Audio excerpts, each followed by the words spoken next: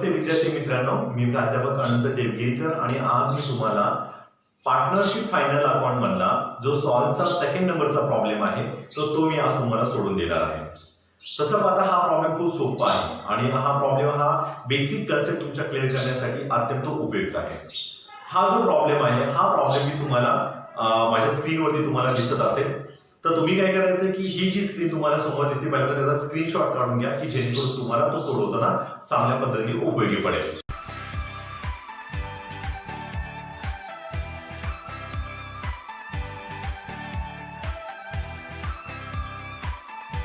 तुम्हाला जो problem number second दिलेला आहे, सॉल्व्हचा प्रॉब्लेम दिलेला आहे, एक शिल्पा आणि कतरिनाचा प्रॉब्लेम आहे।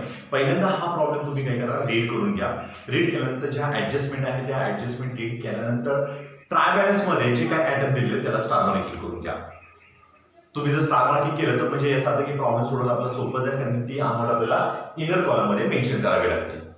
ओके, कशाला स्टार मार्किंग करायचं हे मी तुम्हाला सजेशन कर देतो। तर स्टार मार्किंग करत असताना पहिल्यांदा तुम्ही लँड अँड बिल्डिंग आहे त्याला स्टार मार्किंग करून घेणार आहात। त्यानंतर फर्निचर असेल, सन्ड्री डेटर्स असतील, वेजेस आहे, त्यानंतर सॅलरीज आहे, ट्रायबॅलची पूर्ण डेबिटची बाजू मी तुम्हाला सांगतोय आणि रॉयल्टीज त्याला पूर्णपणे स्टार मार्किंग करायचे। त्यानंतर बाकी मला वाटतं ट्रायबॅलच्या क्रेडिटला कोणालाही तुम्हाला स्टार मार्किंग करायचं नाही। ठीक आहे, तर हा प्रॉब्लेम अत्यंत सोपा आहे। आपण डायरेक्ट सोडवायला सुरुवात करूया। पहिल्यांदा सोडवायला सुरुवात करत असताना पहिल्यांदा तुमच्या ट्राय बॅलन्स मध्ये दिसतंय लँड अँड बिल्डिंग। ओके, आणि लँड अँड बिल्डिंग आतापर्यंत आपण पाहिलं की लँड अँड बिल्डिंग कुठे ट्रान्सफर करतो, बॅलन्स शीटच्या लायबिलिटीजला ट्रान्सफर करतो, तर बॅलन्स असेटला ट्रान्सफर करतो। तर लँड अँड बिल्डिंग असेटला ट्रान्सफर करून घ्या। लँड अँड बिल्डिंग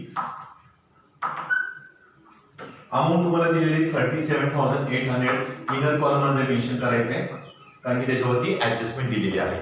त्यानंतर फर्निचर आहे, ही पण प्रॉपर्टी आहे, balance sheet asset side furniture amount दिली 17,250 ऍडजस्टमेंट असल्यामुळे ती पण इनरला मेन्शन करा। त्यानंतर नेक्स्ट आहे stock, that is a opening stock. Opening stock trading अकाउंटच्या डेबिटला तुम्हाला मेन्शन करायचंय टू ओपनिंग स्टॉक।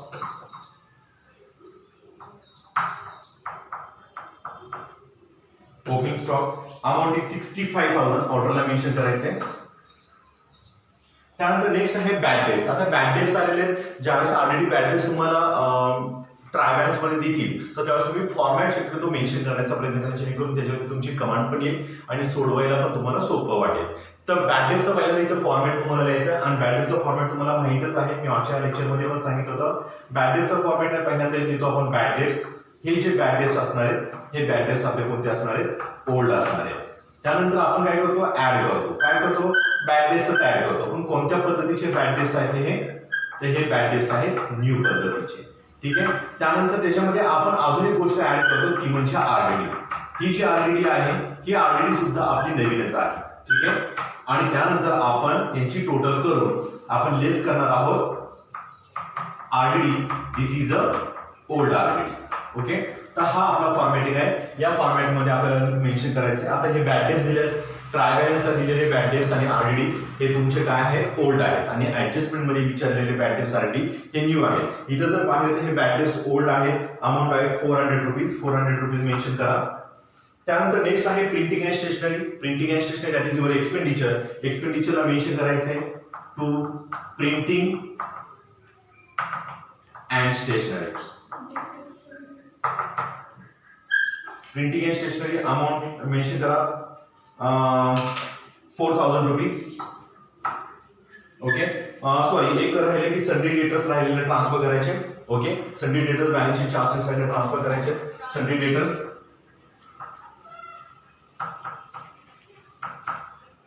ऍडजस्टमेंट 2 आहे परंतु त्याच्यावरती, त्यामुळे आपल्याला लाईन्स सोडायच्या 1 आणि 2। ठीक आहे, त्यानंतर नेक्स्ट आहे प्रिंटिंग अँड स्टेशनरी नंतर वेजेस आहे। वेजेस तुम्हाला ट्रेडिंग अकाउंटच्या डेबिटला ट्रान्सफर करायचे। पहिल्यांदा ओपनिंग स्टॉक नंतर आपण करणार आहोत परचेस, त्याच्यातून लेस करणार आहोत आपण रिटर्न, म्हणजे परचेस रिटर्न असतील रिटर्न। ओके, आणि नंतर घेणार आहोत आपण वेजेस। ओके, वेजेसची अमाऊंट तुम्हाला दिलेली आहे 3,000, ऍडजस्टमेंट आहे त्यामुळे मी इनर कॉलमलाच मेन्शन करतो। ओके, त्यानंतर नेक्स्ट आहे तुम्हाला दिली salary. Salary that is your expenditure, खर्च आहे। एक्सपेंडिचरला मेन्शन करा टू सॅलरीज अमाऊंट इज 5000 इनरला मेन्शन करा. त्यानंतर next carriage inward trading account debit side आणि कॅरेज आउटवर्ड असेल तर आपण प्रॉफिट अँड लॉसच्या डेबिटला मेन्शन करतो. त्यामुळे carriage inward trading account debit side carriage inward amount जी आहे तुम्हाला दिलेली कॅरेज इनवर्डची 4000 रुपीज आउटरला घ्या. त्यानंतर नेक्स्ट आहे सेल्स रिटर्न म्हणजे आपण सेल्स मधून मायनस करतो, बरोबर आहे. म्हणजे पहिल्यांदा इथं सेल्स लिहून घ्या आणि त्याच्यातून लिहायचं लेस सेल्स रिटर्न. अमाऊंट जी तुम्हाला दिलेली आहे सेल्स रिटर्नची ती आहे 2000 रुपीज. ओके. त्यानंतर नेक्स्ट आहे ड्रॉइंग्स तुम्हाला दिलेले ड्रॉइंग्स आपण बॅलन्स शीटच्या लायबिलिटीज मध्ये मेन्शन करतो, पण तिथे तुम्हाला फॉर्मॅट लिहायचं आहे. फॉर्मॅट साधा आणि सिंपल आहे. पहिल्यांदा काय लिहितो आपण कॅपिटल लिहितो, बरोबर आहे. कॅपिटल मध्ये दोन पार्टनर आहेत. पहिला आहे शिल्पाने किती कॅपिटल आणलेले तर शिल्पाचं कॅपिटल ज्यावेळेस बघू. त्यानंतर आपण ऍड करणार आहे नेट प्रॉफिट, ओके, आणि त्याच्यातून लेस करणार आहोत आपण ड्रॉइंग्स. ओके. ड्रॉइंगची अमाऊंट तुम्हाला दिलेली आहे, ड्रॉइंगची अमाऊंट आपण मेन्शन करूया. शिल्पाची अमाऊंट आहे 2000 रुपीज. आता हे झालं शिल्पाचं. त्याच पद्धतीने आपल्याला कोणाचं करायचं, कतरिनाचं करायचं. मग सेम करायचं कॅपिटल मध्ये Katrina, okay. Add net profit जो असेल तो इथे मेन्शन करणार आहोत आपण. नेट प्रॉफिट इथे पण नेट प्रॉफिट लिहून घ्या, नेट प्रॉफिट, ओके. आणि त्याच्यातून येणाऱ्या अमाऊंट मधून लेस करणार आहोत आपण ड्रॉइंग्स, ओके. ड्रॉइंगची अमाऊंट आहे 3000. तर या पद्धतीचं आपण फॉर्मॅटिंग कंप्लीट केलेलं आहे. या पद्धतीने तुम्हाला मेन्शन केलं तर तुम्हाला ते अधिक सोपं जाऊ. त्यानंतर नेक्स्ट बघा डिस्काउंट आहे. Discount debit line that is your expenditure mention करायचं आहे to discount.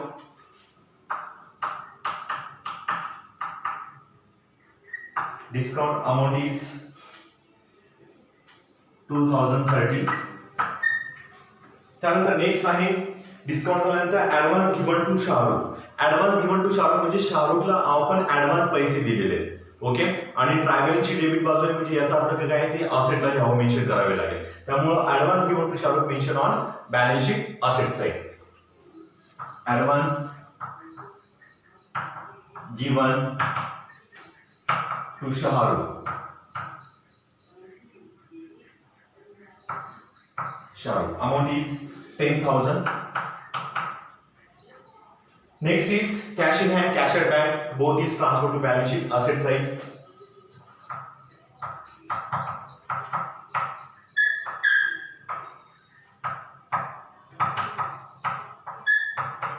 Cash in hand amount is 20,000.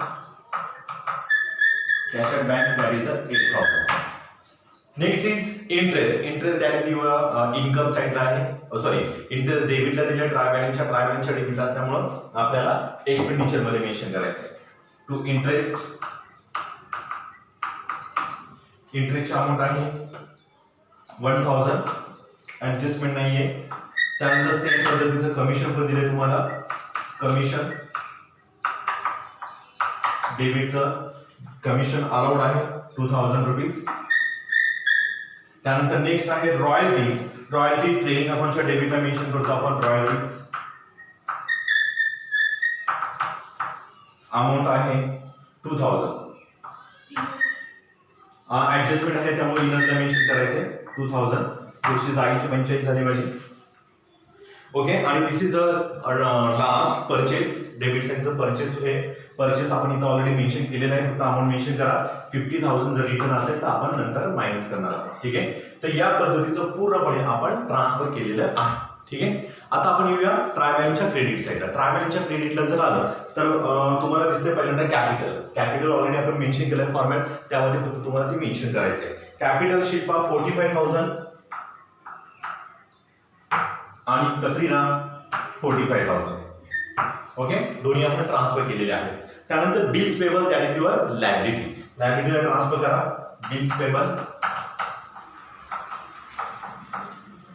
Bills payable amount is 17,500.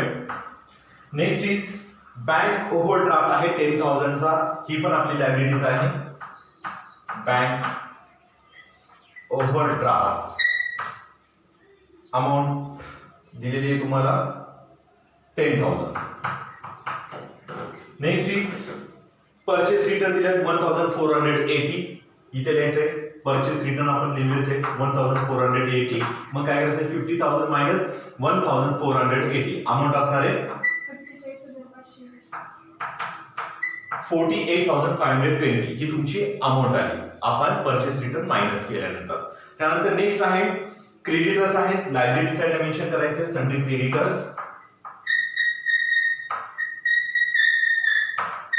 Sundry creditor amount is 22,000. Next आहे बँक लोन. बँकेतून लोन घेतलेला आहे आपल्याला पेड करायचं भविष्यामध्ये, त्यामुळे लायबिलिटीजला मेन्शन करा bank loan.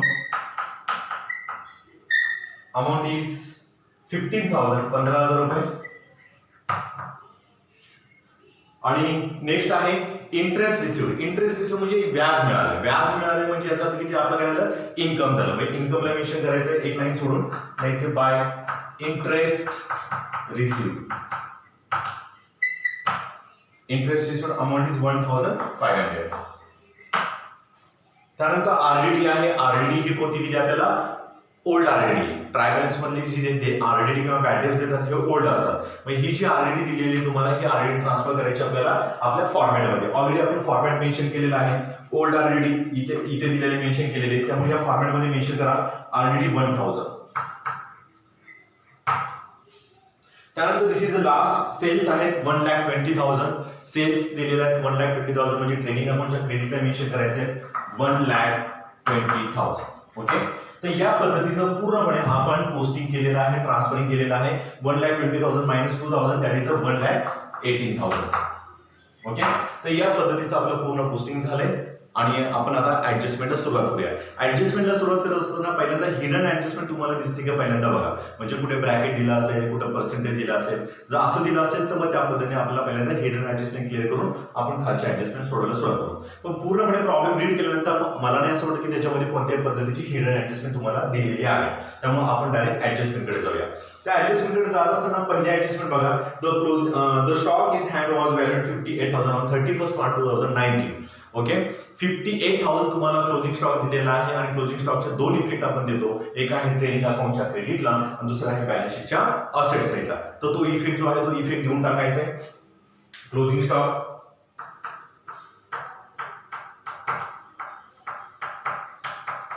58,000. Second effect balance sheet assets आहे क्लोजिंग स्टॉक 58,000. ओके. त्यानंतर नेक्स्ट सेकंड ऍडजस्टमेंट बघा. तुम्हाला आउटस्टँडिंग रॉयल्टीज आणि वेजेस वरती दिलेलं आहे आणि आउटस्टँडिंगचं नेम काय की त्या एक्सपेन्सेस मध्ये ऍड करणे आणि बॅलन्स शीटच्या लायबिलिटीजला सेकंड इफेक्ट देणं. त्या पद्धतीने आपण रॉयल्टीज आहे 1,500 ती ऍड करूया आपण. Add outstanding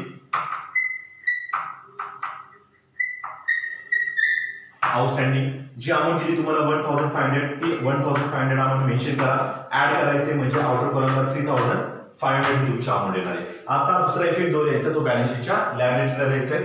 outstanding royalties that is 1,500. Next दिसते तुम्हाला ते वेजेस आहेत. वेजेस बघा 3,000 आउटस्टँडिंग सांगितले ते पण आपण ऍड करणार. Add outstanding. ओके. अमाऊंट घ्या 800 रुपीज. आउटर कॉलमला 3,800. मग आता 800 चा इफेक्ट आहे बॅलन्स शीटच्या लायबिलिटीजला. आउटस्टँडिंग वेजेस म्हणून मेन्शन करा. Wedges 800 rupees. ओके. तर या पद्धतीची ऍडजस्टमेंट नंबर आपली जी सेकंड आहे ती पूर्णपणे आपण कव्हर केलेली आहे. ही एकदम सोपी ऍडजस्टमेंट आहे. 11वी पासून आपण ती ऍडजस्टमेंट पूर्णपणे क्लिअर करत आहोत. आता पुढची ऍडजस्टमेंट बघा. Salaries paid in advance to staff ₹2,000. जो स्टाफ आहे त्या स्टाफला काय केली सॅलरी ऍडव्हान्स पेड केली. ऍडव्हान्सला दुसरा शब्द आहे प्रीपेड. बरोबर आहे. आणि प्रीपेड काय करतो आपण त्या एक्सपेन्सेस मधून लेस करतो. आता आपली सॅलरी बघा इथे दिसली. बरोबर आहे. ऍडव्हान्स दिलेले आहेत इथे मेन्शन करा लेस ऍडव्हान्स टू स्टाफ किंवा त्याला प्रीपेड नाही म्हणलं तरी चालेल, बरोबर आहे. जी अमाऊंट तुम्हाला दिली ती मेन्शन करा, 2000 रुपीज. ऑटो कॉलमला 3000. ऍडव्हान्स आहे, प्रीपेड आहे, बरोबर आहे. म्हणजे बॅलन्स शीटच्या लायबिलिटीजला मेन्शन करावं लागेल, सॉरी असेटला मेन्शन करावं लागेल. प्रीपेड असं म्हणलं तरी चालेल. Prepaid salary that is 2000 rupees. Okay. तर या पद्धतीचं आपण ऍडजस्टमेंट पूर्णपणे प्रीपेडची केलेली आहे. ऍडव्हान्स ज्यावेळेस येतो त्याला आपण ह्याला प्रीपेड म्हणतो. आता ऍडजस्टमेंट नंबर 4 बघा. ऍडजस्टमेंट नंबर 4 एकदम सोपी आहे. बरेच मुलांना आरडीडी आणि बॅड डेट्स मध्ये कन्फ्युजन होतं, पण तसं हे काय बिलकुल हे अवघड नाही जर तुम्ही व्यवस्थित फॉर्मॅट केला असेल तर. आता बघूया काय अशा पद्धतीने सोडवायचे ते. नंबर 4 चे बघा की create a provision for bad debts 1000 and RDD 3% on sundry debtors. Okay. म्हणजे तुम्हाला बॅड डेटची अमाऊंट दिली, तुम्हाला 1000 दिली. पहिल्यांदा सन्डे डेटर्स मधून बॅड डेट्स मायनस करा, less bad debts that is 1000 minus करून 39000 आले. ओके. हे जे बॅड डेट्स आहेत हे काय आपले न्यू आहे. न्यू बॅड डेट्स मध्ये जायचं. न्यू बॅड डेट्स इथे दिले, अमाऊंट दिली तुम्हाला 1000 मेन्शन करायची. ठीक आहे. त्यानंतर नेक्स्ट सांगितलं की 3% आरडीडी 39000 वरती तुम्हाला 3% कॅल्क्युलेशन करायचं. ठीक आहे. मग लेस करायचं इथे, less RDD at the rate 3%. Okay. मग 3% तुम्हाला काय करायचंय, आरडीडी कॅल्क्युलेशन करायची. आरडीडी कॅल्क्युलेशन करा. 39000 वरती तुमची अमाऊंट असणार आहे 1170 ही तुमची अमाऊंट आहे. आता मायनस करायचं. 39000 मायनस 1170 तुमची अमाऊंट असणार आहे 37,830 ही तुमची अमाऊंट आहे. आता ही जी आरडीडी आहे ही कोणती आहे, न्यू आरडीडी आहे. आणि न्यू आरडीडी आपण मेन्शन करायची इथे, बरोबर आहे. अमाऊंट मेन्शन करा 1170. आता काय करा, टोटल करा म्हणजे किती येतात बघा, 2570 मायनस 1000 दॅट इज 1570. ओके. तर या पद्धतीचं आपण पूर्णपणे आरडीडी बॅड डेट्सची कन्सेप्ट पूर्णपणे क्लिअर केलेली. ओके. आता next this is last depreciation and land and building वरती 5% आणि फर्निचर वरती 10%. बिल्डिंग वरती 5% आहे. बिल्डिंग वरती 5% असल्यामुळे मायनस करा. Depreciation at the rate 5%. Okay. 72,250 minus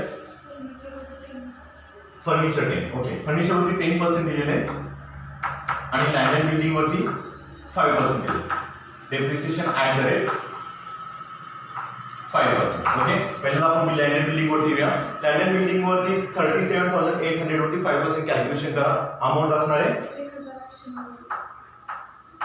1890 ही तुमची अमाऊंट आली. डेप्रिसिएशन आपण काय करतो, लेस करतो. तर लेस करायची. तर अमाऊंट लेस करून येणाऱ्या आउटरला 35,910 ही तुमची ऑर्डर आली. आता डेप्रिसिएशन आहे, साहजिकच डेप्रिसिएशनचा दुसरा इफेक्ट आपल्याला देणं खूप गरजेचं आहे आणि तो आहे प्रॉफिट अँड लॉस अकाउंटच्या डेबिटला. तर मेन्शन करायचं इथं टू डेप्रिसिएशन ऑन काय आहे आपली लँड अँड बिल्डिंग. तर इथं मेन्शन करायचंय land and building. Okay. Amount आहे 1890. आउटरला घेतलं तरी चालेल किंवा इनरला घेऊन दोघांची टोटल आउटरला घेतली तरी चालेल. ओके. त्यानंतर आपल्याला डेप्रिसिएशन फर्निचरवरती 10% कॅल्क्युलेशन करायचंय. अमाऊंट असणार आहे 17,250. बरोबर आहे. तर ही तुमची अमाऊंट आहे डेप्रिसिएशनची. 10% कॅल्क्युलेशन केल्यानंतर 17,250 मायनस 1,725 जर केलं तर तुमची अमाऊंट असणार आहे 15,525 ही तुमची अमाऊंट आहे. मग आता काय करायचं की ही जी अमाऊंट आहे जे डेप्रिसिएशनची ही घ्यायची आणि तुम्हाला इथे मेन्शन करायची कुठे, प्रॉफिट अँड लॉसच्या डेबिटला. इथं लिहू शकतो पुन्हा डेप्रिसिएशन ऑन फर्निचर अमाऊंट जी आहे तर 1,725. ओके.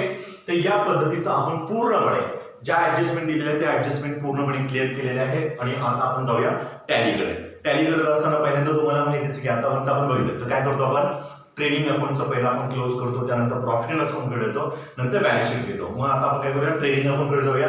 ट्रेडिंग अकाउंटची टोटल तुम्हाला करायची, ती टोटल असणार आहे 1,76,000 ही तुमची टोटल असणार आहे. बरोबर आहे. मग तुम्हाला आता काय करायचं, सेम टोटल तुम्हाला इथे मेन्शन करायची. जागेअभावी जरा थोडं खाली वर झालंय. 1,76,000 फक्त कन्सेप्ट क्लिअर करून घ्या कशा पद्धतीने आपण टॅली करतोय. 1,76,000 आहे तर तुम्हाला ह्या सर्वांची जे ट्रेडिंग अकाउंटला डेबिटला दिले त्या सर्वांची तुम्हाला टोटल करायची आणि ही टोटल काय म्हणतो तुमची टोटल असणार आहे 1,24,820 ही तुमची टोटल आहे ट्रेडिंग अकाउंटच्या डेबिटची. मग काय करायचं 1,76,000 मायनस 1,24,820 हे जर अमाऊंट मायनस केली तर तुम्हाला तो ग्रॉस प्रॉफिट मिळणार आहे आणि तो ग्रॉस प्रॉफिट असणार आहे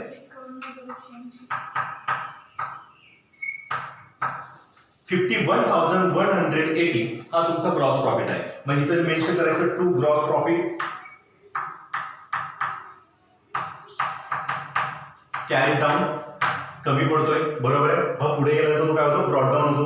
मग इथे लिहायचे by gross profit brought down 51,180.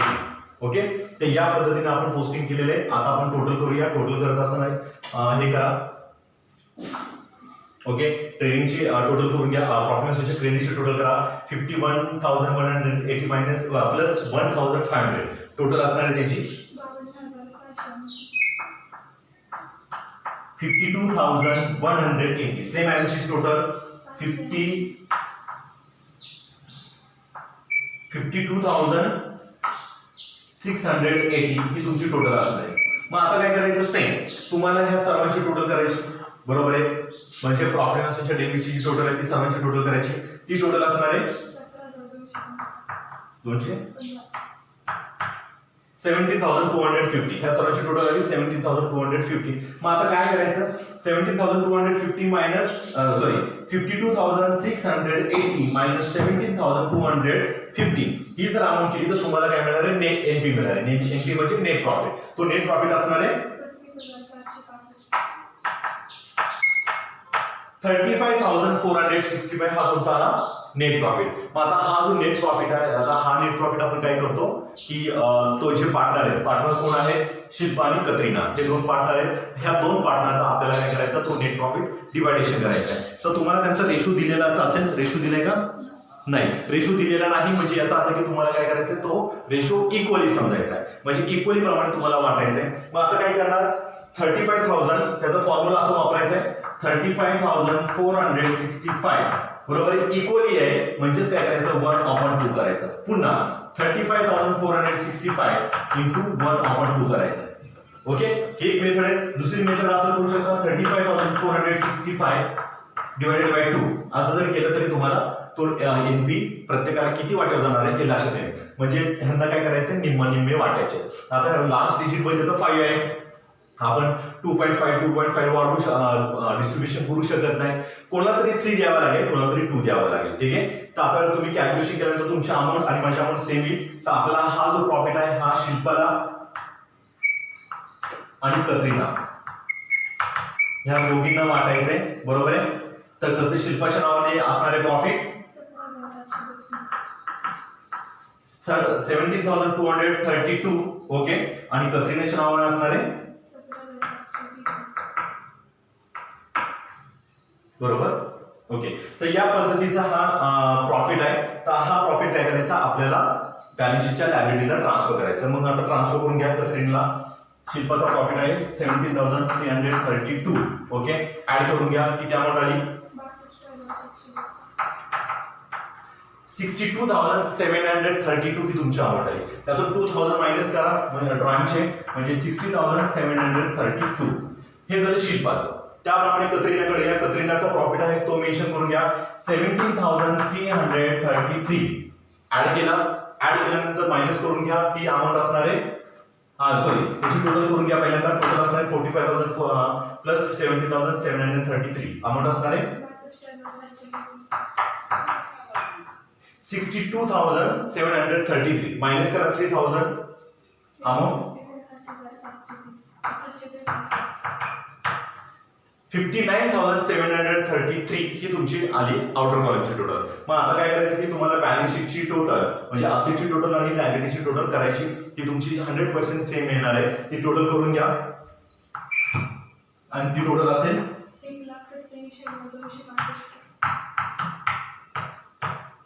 1,87,265. This is your balance sheet total. Okay, तर अशा पद्धतीने हा पार्टनरशिप फायनल अकाउंटचा जो प्रॉब्लेम आहे तो प्रॉब्लेम म्हणजे अनसोल्वचा दुसरा प्रॉब्लेम आहे पुस्तकामध्ये. आणि ऑलरेडी मी तुम्हाला सुरुवातीलाच एक फोटोकॉपी दाखवली, त्याचा तुम्ही स्क्रीनशॉट घेतलेला पण असेल. तर हा जो प्रॉब्लेम आहे तर हा प्रॉब्लेम अत्यंत सोपा प्रॉब्लेम आहे, डिफिकल्टी काहीच नाहीये. आणि मला आशा आहे की हा प्रॉब्लेम तुम्हाला चांगल्या पद्धतीने समजलेला असेल. धन्यवाद.